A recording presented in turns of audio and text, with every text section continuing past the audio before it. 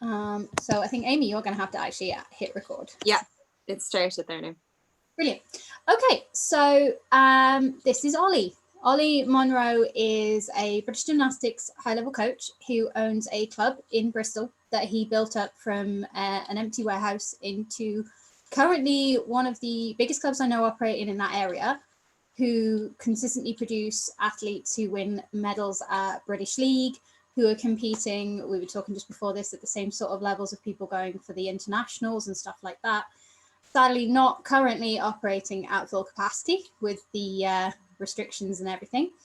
But Ollie, why don't you tell us a little bit about how you got into trampolining, the club Axis that you have, that you founded, and we'll go from there.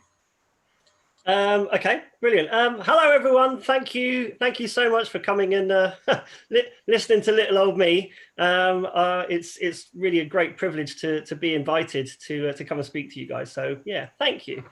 As Adelaide said, my name is Ollie Monro. I'm the lead coach and one of the directors of Axis Trampoline and Gymnastics Club, and that's a club that I founded back in 2005.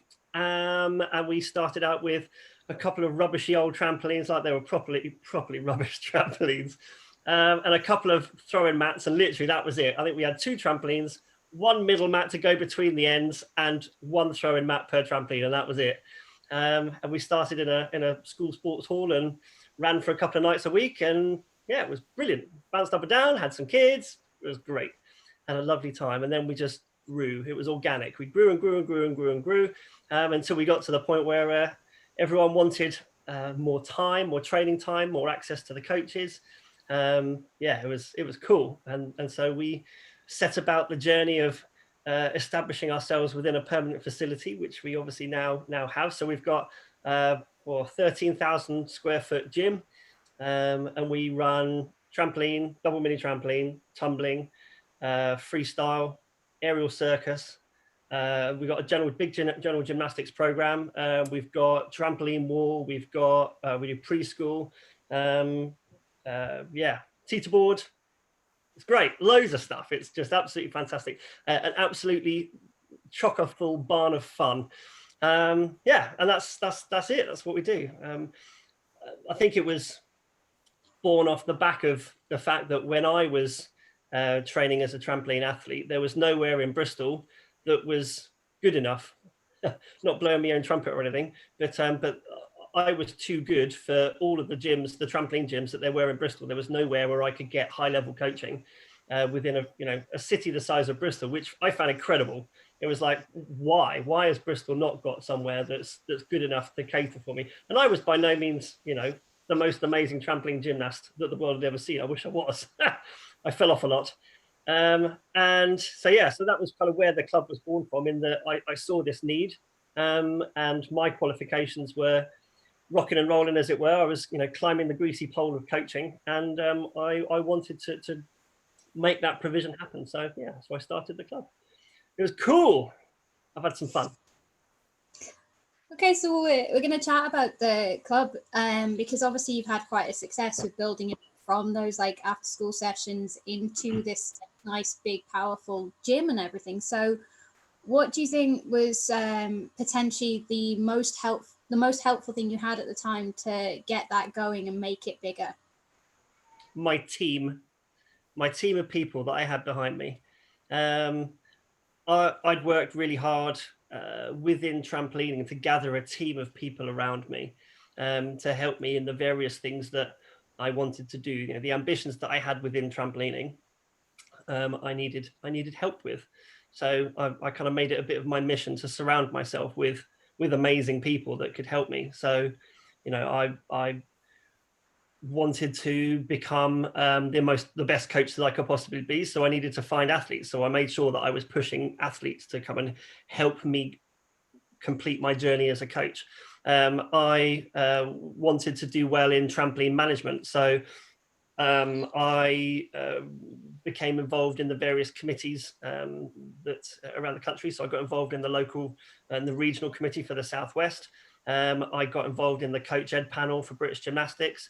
I got involved with BUSA, as it was at the time, which obviously turned into Bucks.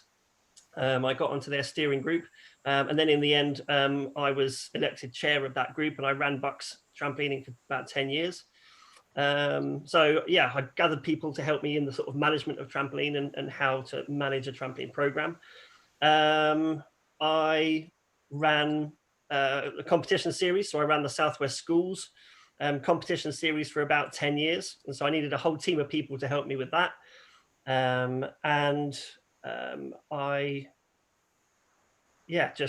don't know, it's just gathering everything that I did. I gathered people around me, you know, everyone that had lots of different strengths. And so when it came time to escalate my club from, you know, this, we were doing brilliantly, bearing in mind we were only training 2 nights a week, but to go from that into a purpose-built, you know, full-on 7 days a week, living, breathing machine, I couldn't do that on my own. So by the time we made that jump, I'd gathered, you know, loads of coaches, loads of friends, loads of parent helpers, you know, all that kind of stuff that could help me achieve that goals. And I absolutely couldn't do it without that team. You know, that hardcore team of people who felt about trampolining as I did. What do you think was the hardest part about doing it? Obviously, if you had the people there to support you, you knew where you wanted to go. What was the hardest thing about building a club, getting people in through the door and everything? Money. It's it's a sad fact of life that money makes the world go round, doesn't it? Trying to source enough funds to cross the line on a big building, to make that jump from a small club to a aspiring big club, to make that jump was almost impossible. We needed to gather £50,000. That was the bare minimum. That was like proper belt and braces. That was all we could gather together to help us cross the line, and that was the figure that we were searching. But at the time, you know, we had, I don't know, 15-20 grand in the bank. You know, we were well short, well short of the amount of money that we needed. So yeah, trying to come up with a whole host of different ways to be able to cut financial corners, you know, to be able to make savings, to get people to do things for you gratis. To, you know, we had the solicitor that did all of our conveyancing work and all that kind of stuff, and did our lease contracts and all that kind of stuff. They did all of that pro bono, which was, you know, amazing. That saved us about 15 grand in the end. Just finding all of those things that we could make those savings. And of course, we did loads of fundraising events, you know, sponsored this and sponsored that and sponsored walks, and kids did sponsored silences. And I wish my children would do sponsored silences. That'd be great. But you know, loads of different incentives and ideas, and just getting your team of people on board to get behind you, to help you reach the magical, you know, fundraising figure that you were looking for. That was probably the hardest thing to pull together. I mean, don't get me wrong, everything else was hard work, but it was just hard work. Whereas getting people or organizations to part with their money to help towards your project that, you know, you think is the most amazing thing in the world, that was probably the hardest thing, I think. Okay.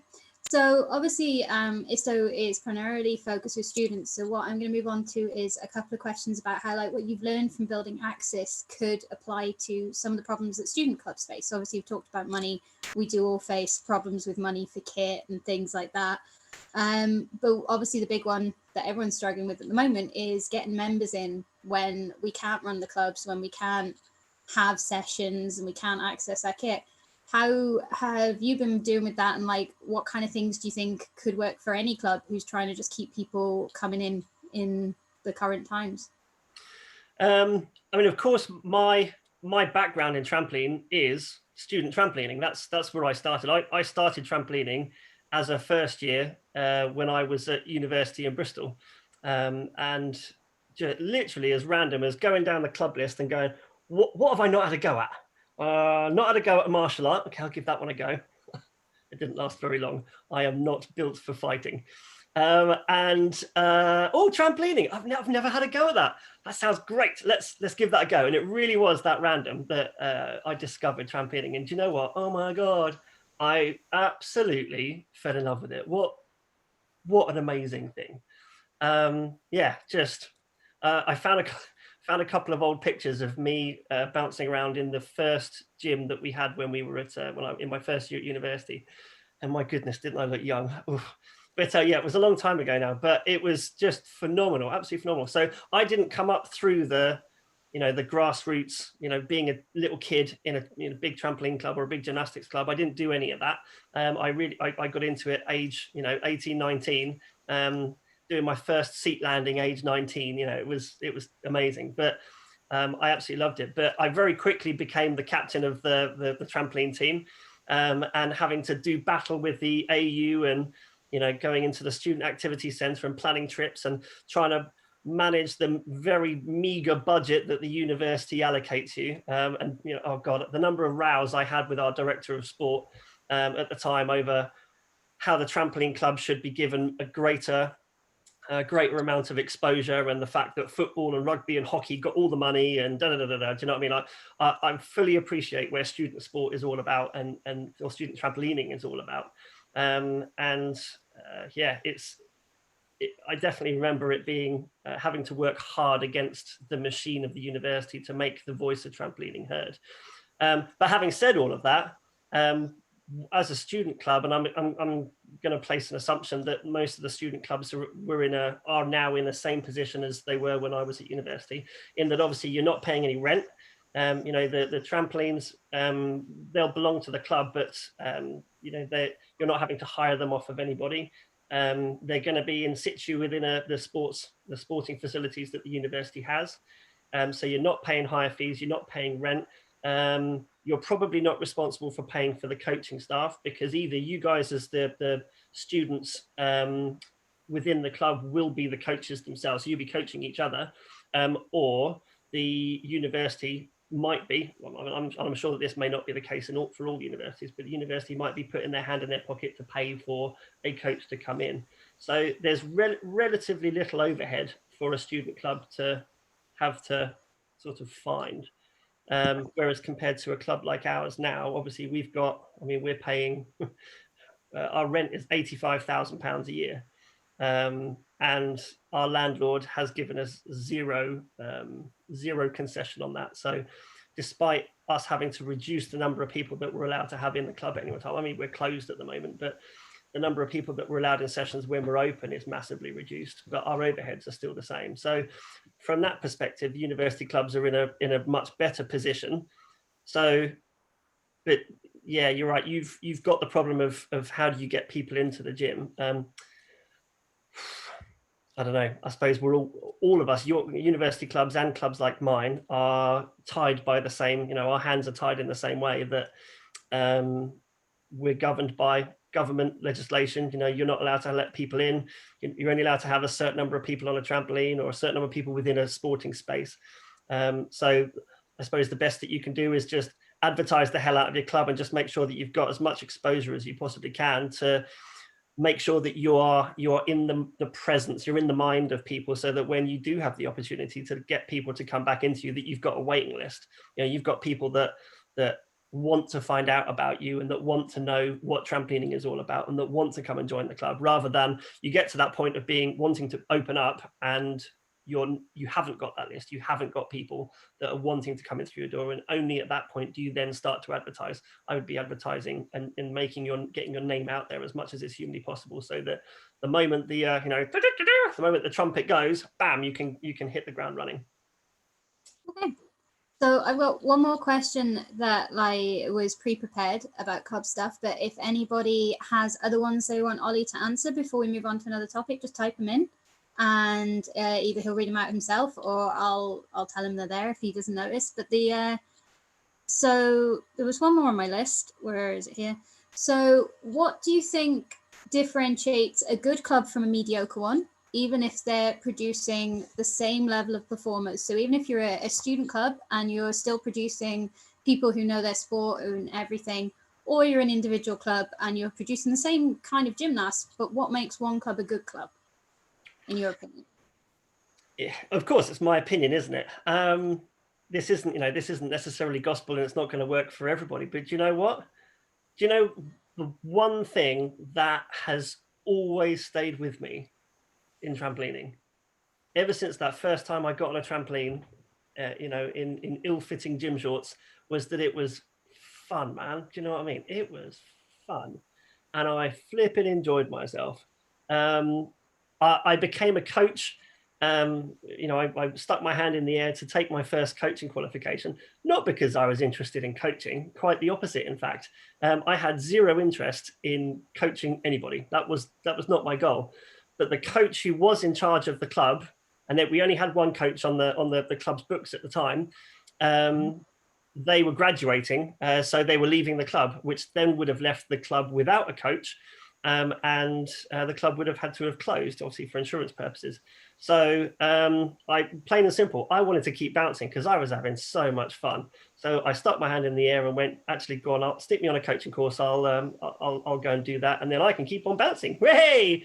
And that spirit, that ethos, has stayed with me, and I've certainly tried to retain that spirit in every organization, in every role, and certainly within my club, is making sure that regardless of who you are, whether you're a gymnast and whether you're a complete beginner doing your first seat landing, or whether you're someone that's doing a half in Rudy out, if those people are enjoying their time and they feel valued and they feel listened to and they feel like they're making progress, and they feel like they've got the support of the coaching team that are helping them along their way, and they're enjoying the thing that they're doing, then for me, that's the mark of a good club. If you've got people that are coming because they're being told they have to, either by a parent, or if they're in the mill of the gymnastics environment, and the coach is saying you have to come next time, okay, I'll come, but I don't really want to.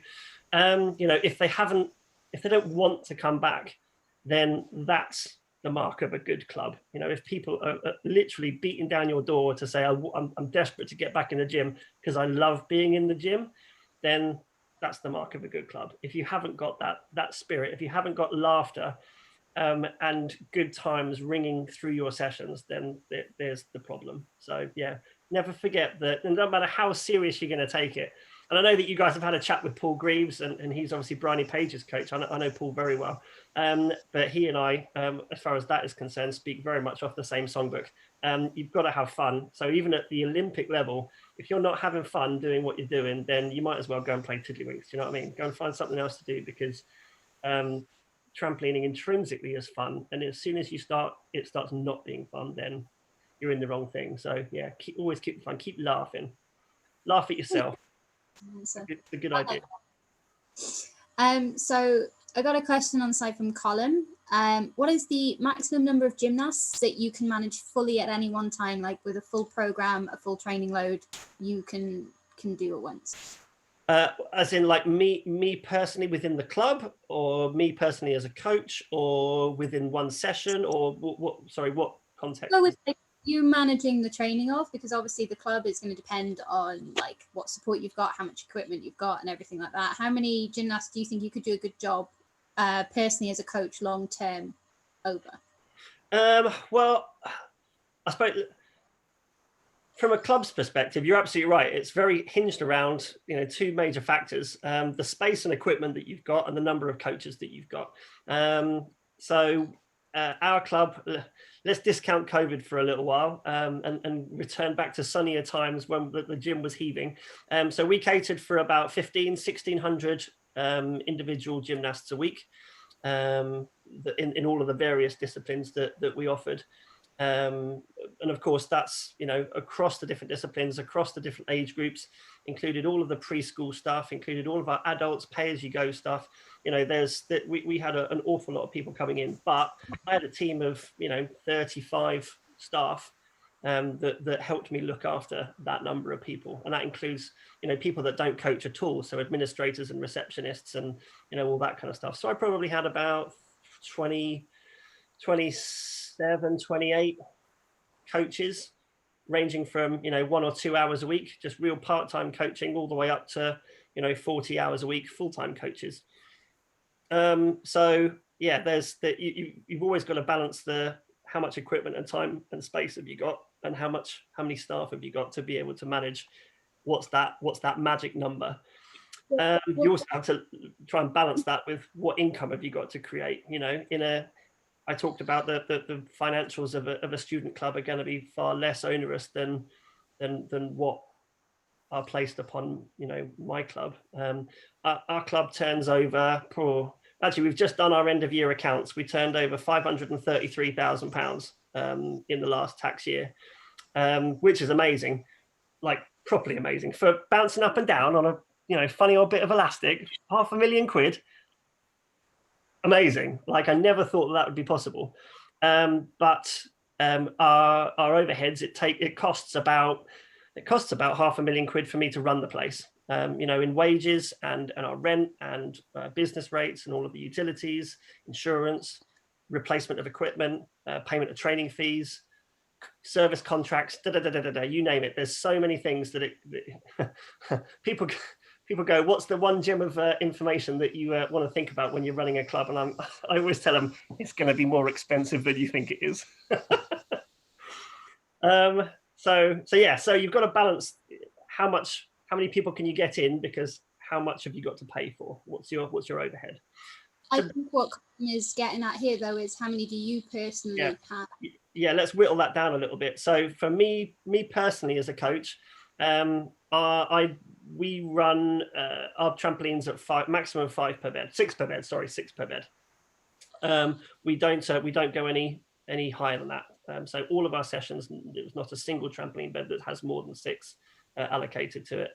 When we move into our squads, then we have 4 per bed. That goes down, so the ratio of gymnast to bed goes down. Where possible, we'll try and maximize on the amount of coach time, or to minimize the coach expenditure, as it were. We'll always look to try and put one coach across 2 beds. I don't think that a coach can be effective across more than 2 beds if they're the only coach. You can have a helicopter coach that runs around the room, as long as you've got other coaches that are on the other trampolines and they're responsible for other gymnasts. And you can have one coach that butterflies around the room to help support the other coaches and whatnot. But if you're the only coach that's supporting trampolines, then I think that if you've got more than 2 trampolines, you stop becoming a coach and you start becoming a babysitter. Your efficiency plummets. So I think two trampolines, absolutely brilliant. And if you can get 6 per bed, 5 per bed, great. 4 per bed, brilliant. If you can get 3 per bed, amazing. 2 per bed, it starts to get a bit crazy. You know, they don't have enough recovery time for 2 per bed.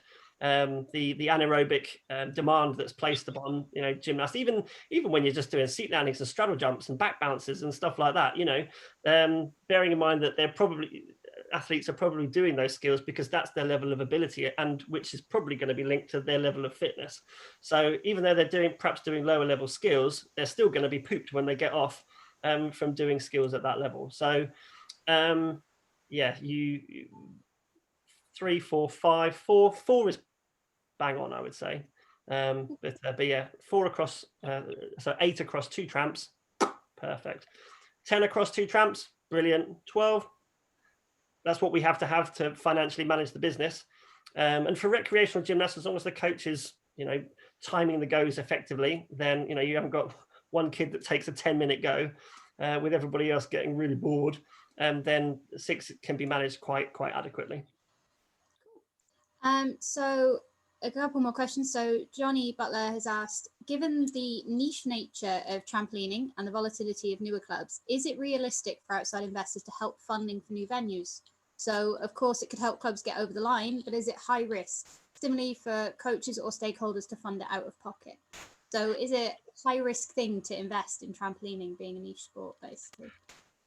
I suppose it depends upon the circumstances.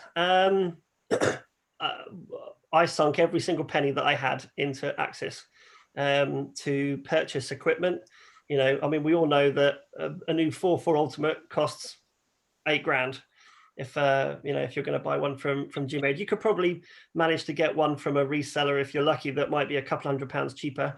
Or if you went for, you know, something abroad like a Guy fee or something like that, then you might get them maybe £500 cheaper. But if you're going to go for in my opinion, the best trampoline product that's available, which is a Eurotramp Ultimate 4x4. They're like Ferraris, man. I love them. But they're £8,000. You know, they're an expensive thing to buy. So yeah, my grandfather would tell you that I wasted all my money on buying trampolines. But I looked on it as a properly sound investment. And, you know, when we were able to escalate the club up, I had trampolines to fill my massive venue with. So, you know, I was really happy with that. But obviously I then, you know, when we made the big jump into from the small club to the big club, I then emptied my bank account into it to help pay, you know, to go towards that 50 grand cost that we needed to meet. And fortunately, you know, thank goodness, it all paid off. We were lucky enough at the time that we negotiated our lease, the lease on our building, that we got some really good incentives.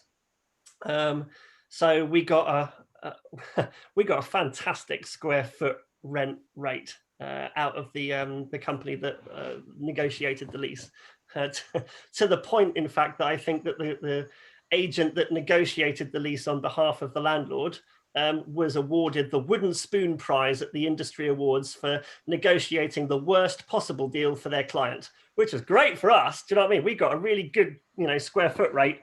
But the landlord was left with me paying them not a huge amount of money, which allowed us the opportunity to grow the business over the next 3 years, and you know, be able to. And we grew exponentially. You know, we grew so much faster and quicker than we business planned for, and we were conservative in our growth estimates, but we grew so much bigger and faster than we ever imagined, that we were fortunate enough to be able to pay back the director's loan that I put in, and pay back the bank loan that we took out, pay back our private investors. We cleared all of that debt by the end of year 2. You know, we were envisaging not clearing it by the end of year 5. So yeah, but a lot of that was very much based around the fact that we had, you know, a low square foot rent rate, and we had a 75% rent discount in year 1, a 50% rent discount in year 2, and a 25% discount in year 3. So we only actually started paying full rent at the start of year 4. So, you know, it was we were really lucky to be able to enjoy that. I know looking at commercial rents at the moment, they're not that friendly at the moment, and of course the square foot rent rate has shot up. What effect COVID is going to have on that? It may very well plummet it down the other side. I don't know. We're trying to convince our landlord that that's the case and that they should reduce our rent, but they're obviously not very keen on that.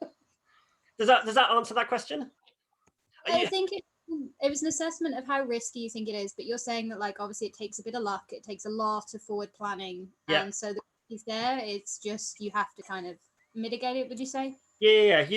We were really confident that the geographical location of our club within the community, there were low. You know, we did a census analysis of the population density and the demographic of population within the, you know, 1, 2, 1, 3, and 5 mile radius of our club before we took on the lease, and there are so many chimney pots in our area with young families. It was a really, you know, it's the housing market is relatively low priced within our area, which is great for first time buyers, which is very common with you know, young couples with families.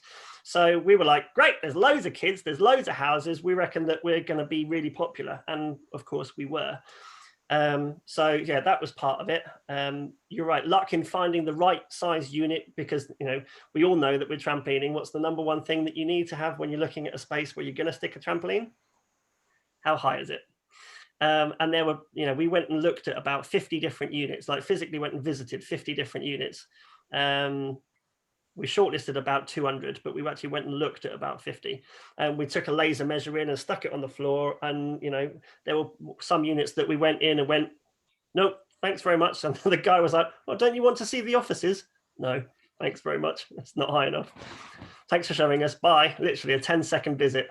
So yeah, you've got to be lucky to find the right building with the right headspace, the right amount of square foot space at the right price in the right area. There's a lot of luck in that. But then you've got to business plan effectively. You know, have you got enough staff to be able to put on the right number of sessions? Have you got enough equipment to be able to do that, to generate the income in the right frame of time, so that you can then pay back those investors? So if you're asking, is it a risky business investing in a trampoline club? Yes and no. Investing in anything is risky.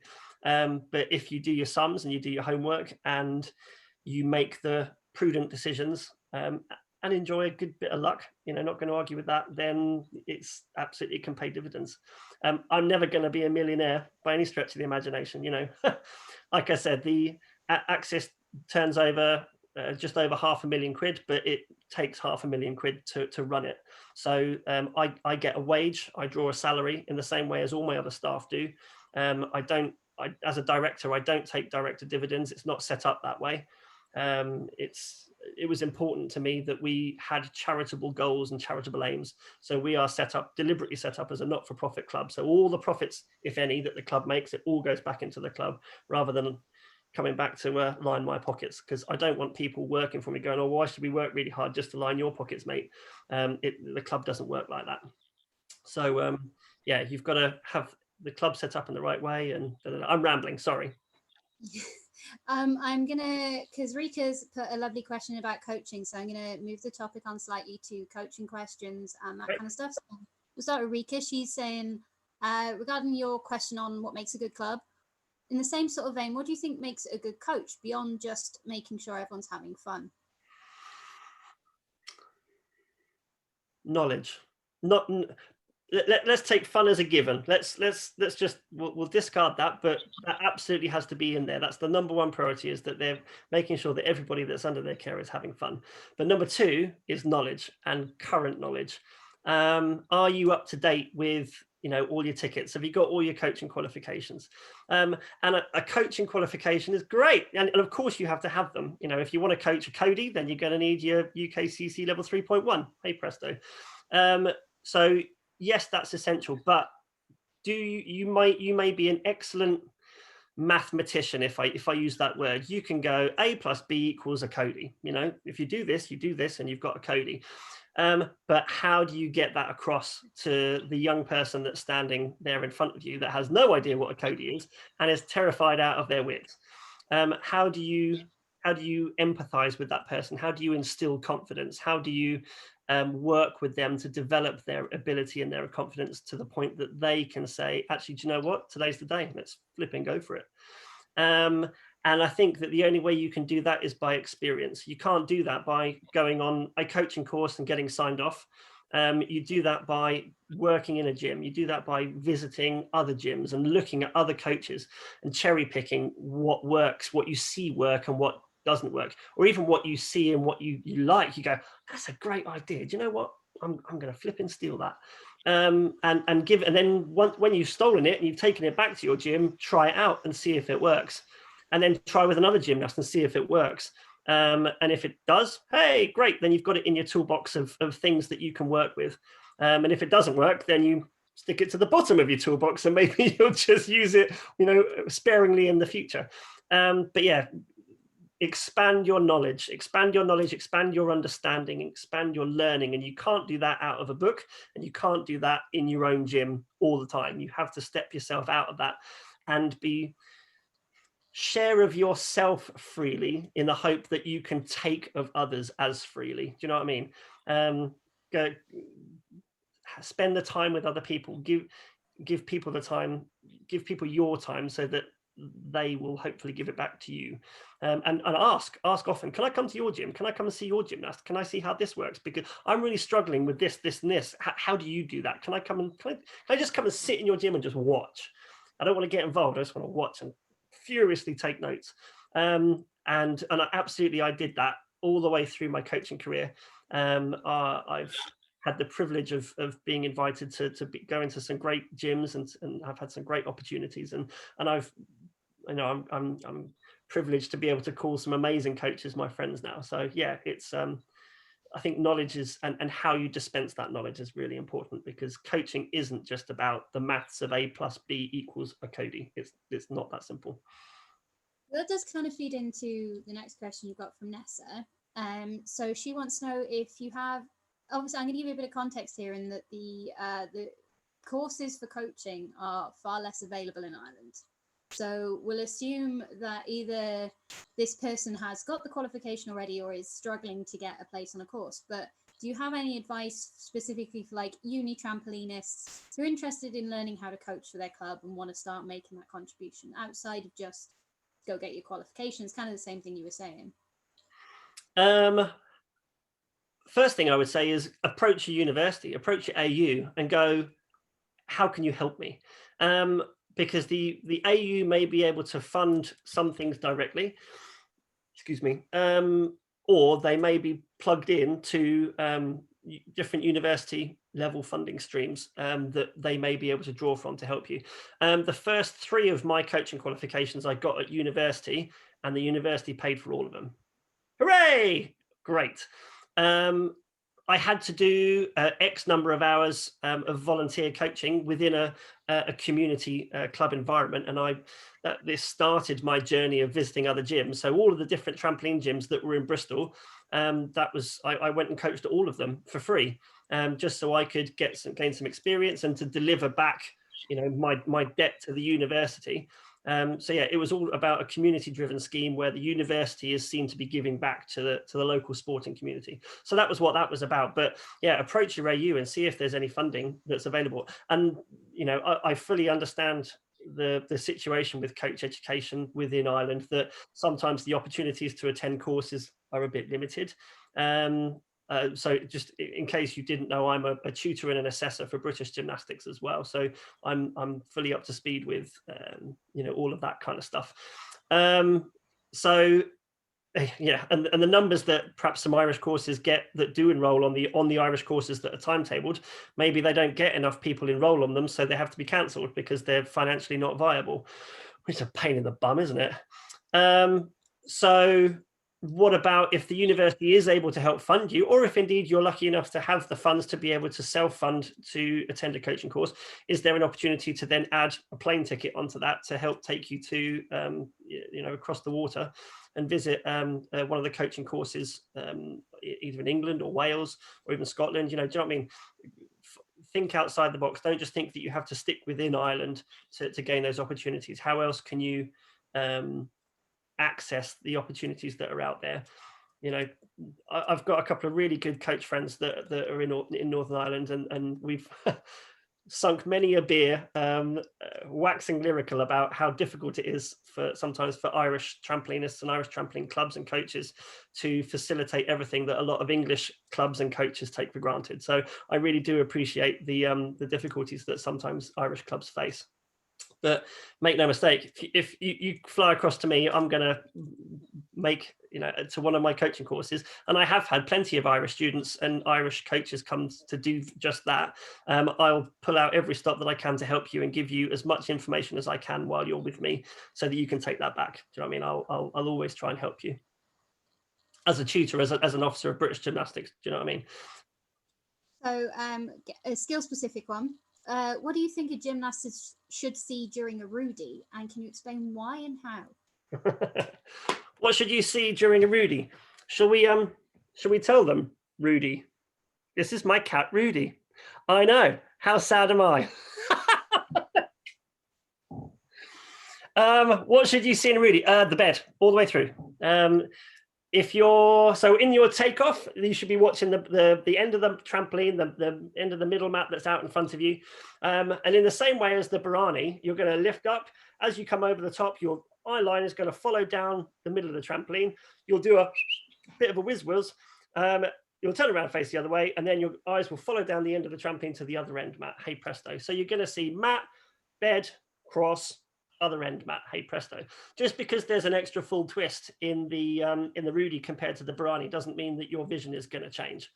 I wouldn't prescribe that you've got to see this precise square on the trampoline, look at this exact spot.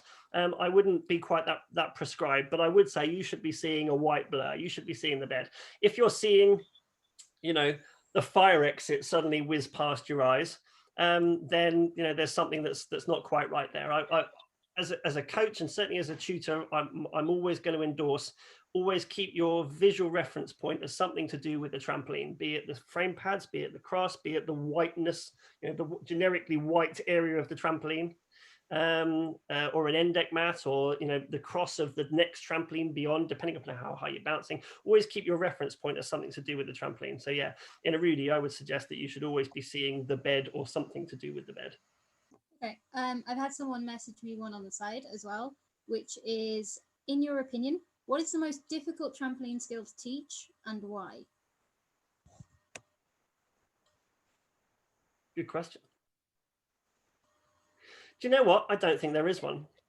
I don't think there is the most difficult skill to teach in trampolining, because it's all subjective. It's all down to the athlete that you've got in front of you. I have to hold my hand up and say there were two skills that I really struggled with when I was still learning. Full twist jump, fell over all the time. I couldn't make it happen. And then as I got a little bit better, the ball out. I could not stand that flipping thing up. I just couldn't do it. I ended up on my backside more times than I cared to shake a stick at.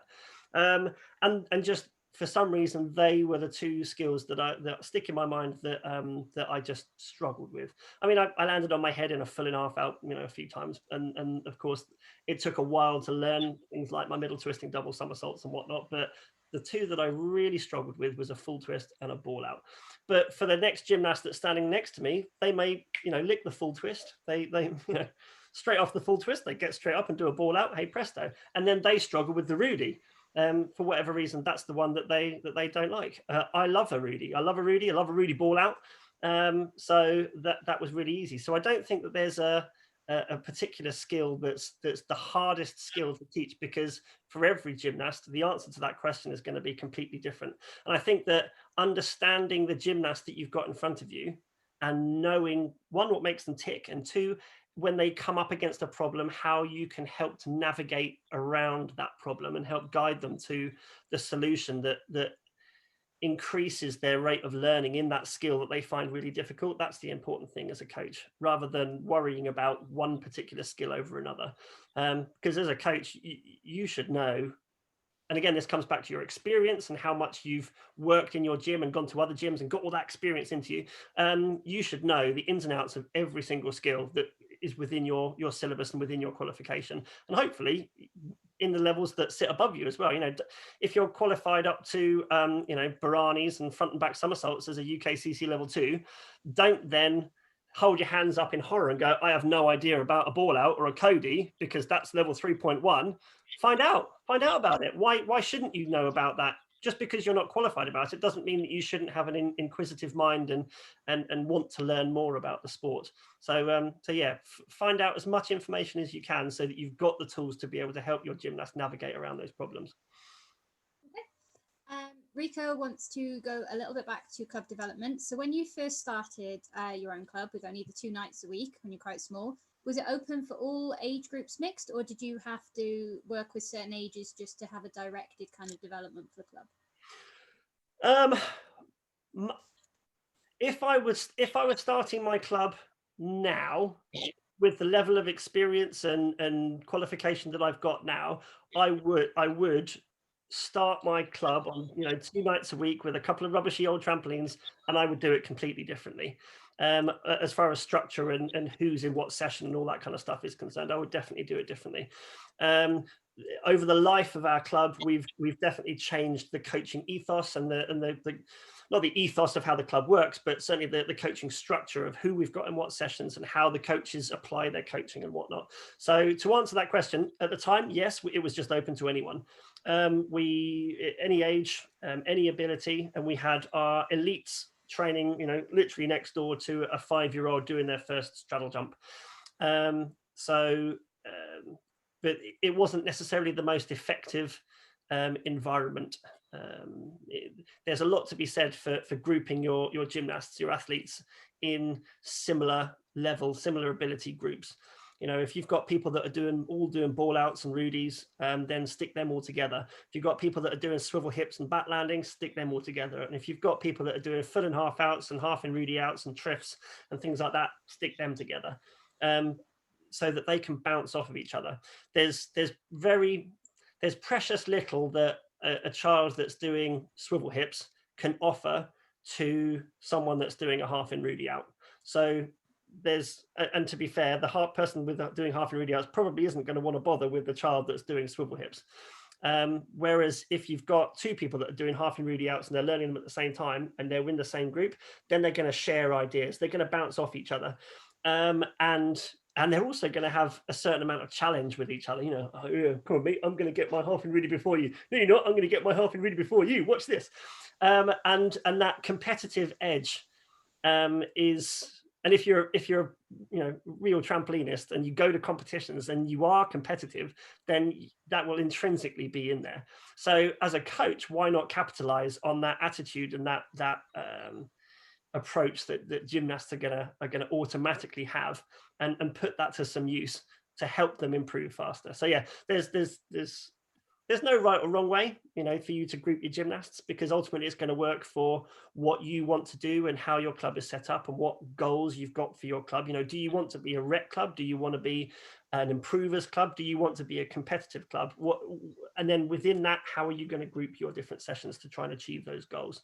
So yeah, you need to have I think at the time when I first started, perhaps we weren't entirely sure what we wanted to be or necessarily how we were going to do it. Hopefully I've got a bit more of an idea now. So yeah, I would definitely do it differently if I were to start over again, if I had that experience now. But yeah, I hope that answers the question. We're going to go back to a kind of coaching one.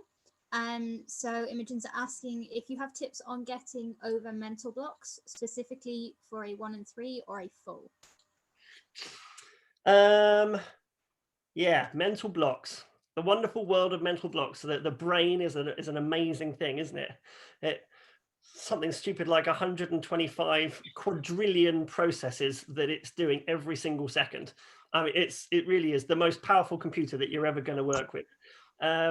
So yeah, but then when it doesn't work quite how you want it to work, it's really very extraordinarily frustrating. And I've met multiple times in my career gymnasts who have been unable to take off for this, or suddenly develop a block on that, or they've been able to do it.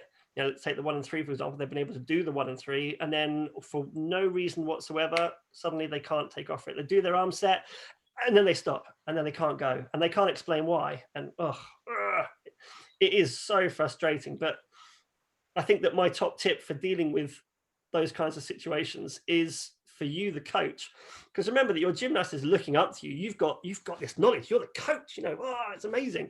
They're looking to you for the answer, for the solution.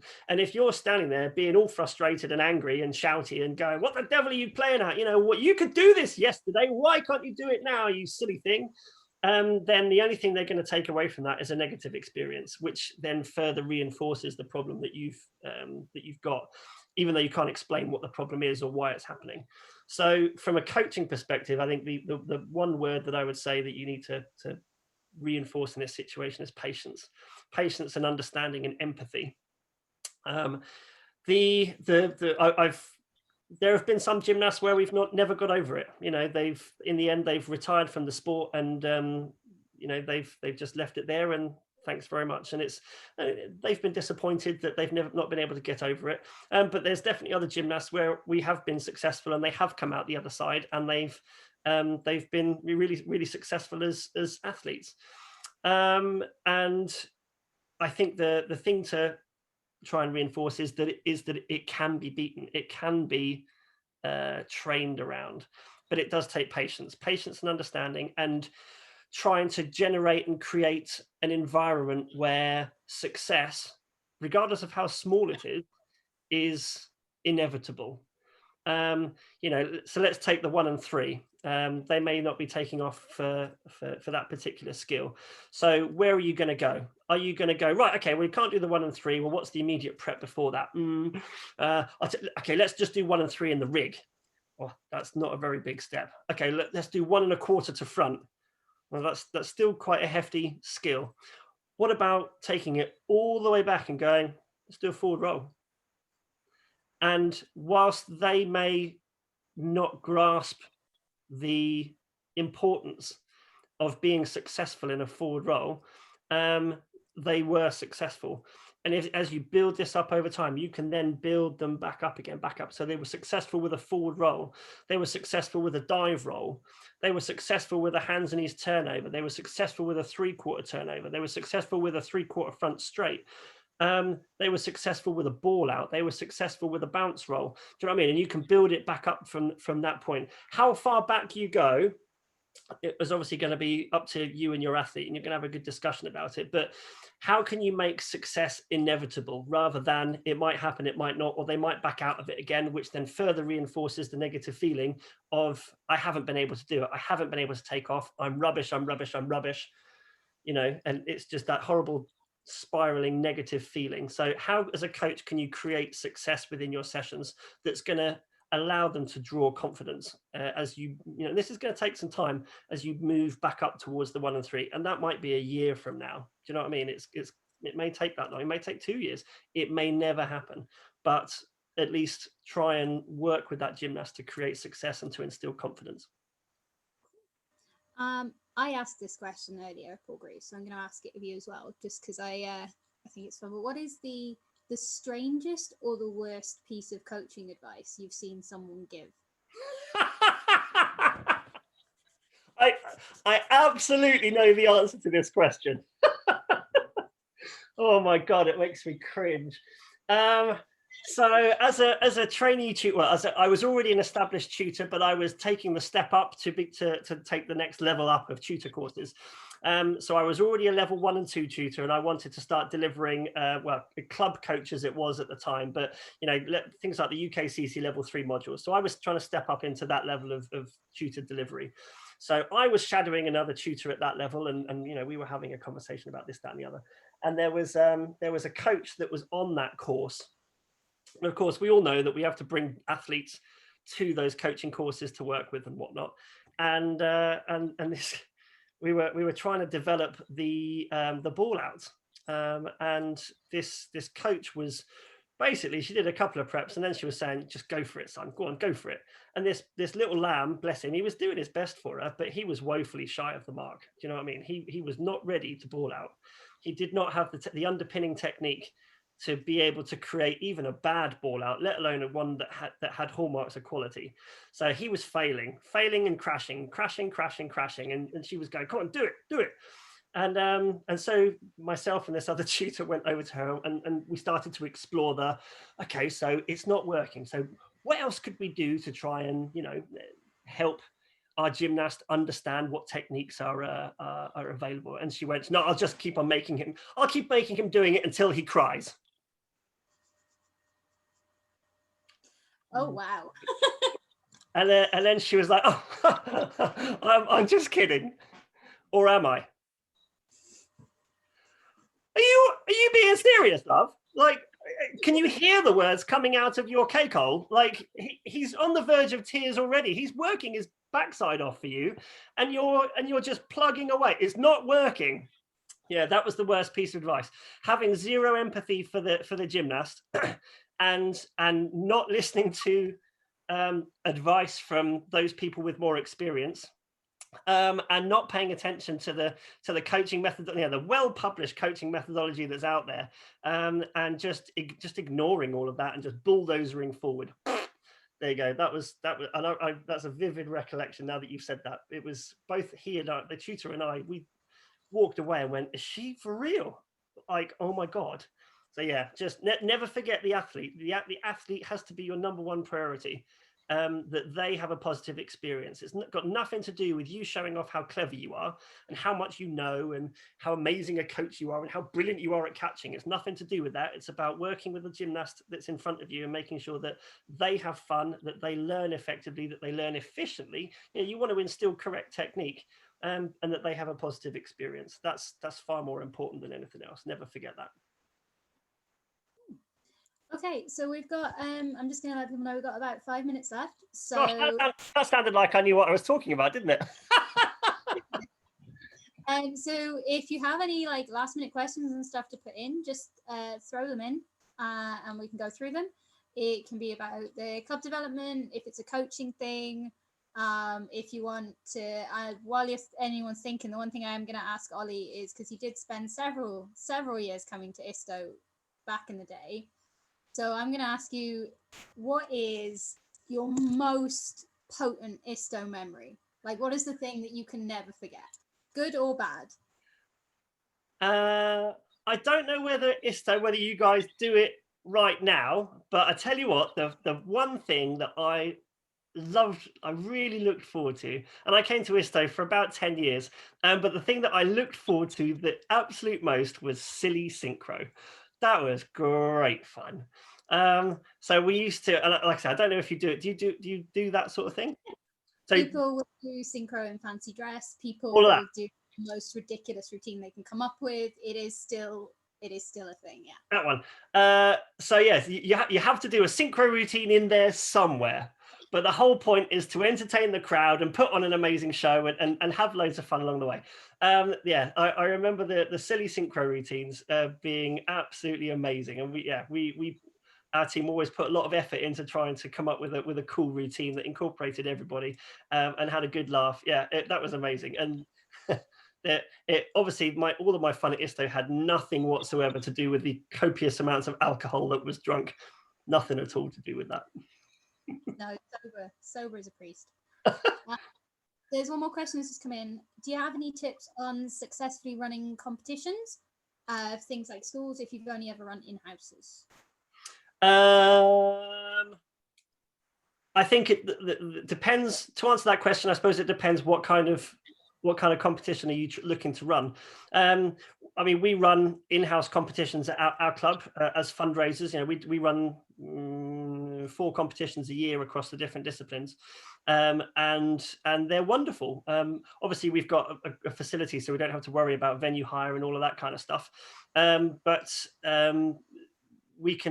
we can get away with doing some things and get away with not doing some things because it's an in-house competition. But if you're if you're putting on a show for people who are paying to be there and they may be traveling across the region or even taking plane rides and things like that to come to you, then it's a much more professional event. So there's going to be a lot more things that you're going to need to consider. Things like caterers and have you got effective PA systems and what's your communication system like, and have you got the right people in the right place? Have you got effective chairs of judges who are going to run your competition for you? Have you got the right personnel? Have you got a tournament director that's going to manage the whole situation? And I've always, ISTO has always been really brilliantly run with very much a student feel to it. And I absolutely don't mean that in a negative way at all. It's, the not having to worry about wearing your suit and tie and all that kind of stuff when you're up on the judging panel.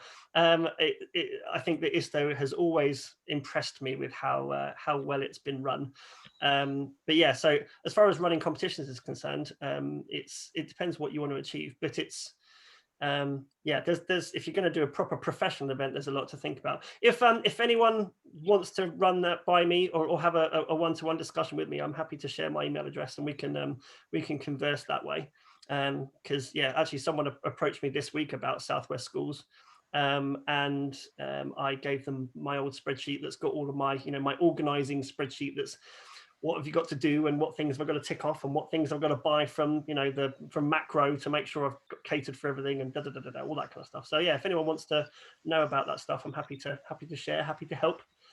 You're in the community, my trampoline friends. I'm always happy to help trampoline friends. Okay. So I think that's kind of the end of it. So thank you, Ollie. And thank you everyone who came along and people who asked questions and got involved. I'm going to do a quick reminder that we are doing this all for charity.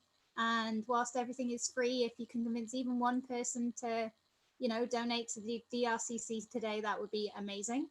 So please do consider it. Is that Imogen Spootser? Yes, I think so. Yeah, I was asking the question about schools. I've just looked at that on the chat and I'm looking at your face and I'm like, oh, I know who that is. Yeah, I'm potentially running schools this year with somebody else. So ooh, how exciting. I'll put in the chat my email address. Hit me up. Thank you. Easy peasy. Yeah. If he wants to send questions to Ollie and stuff, take his email address down and oops. learn to spell.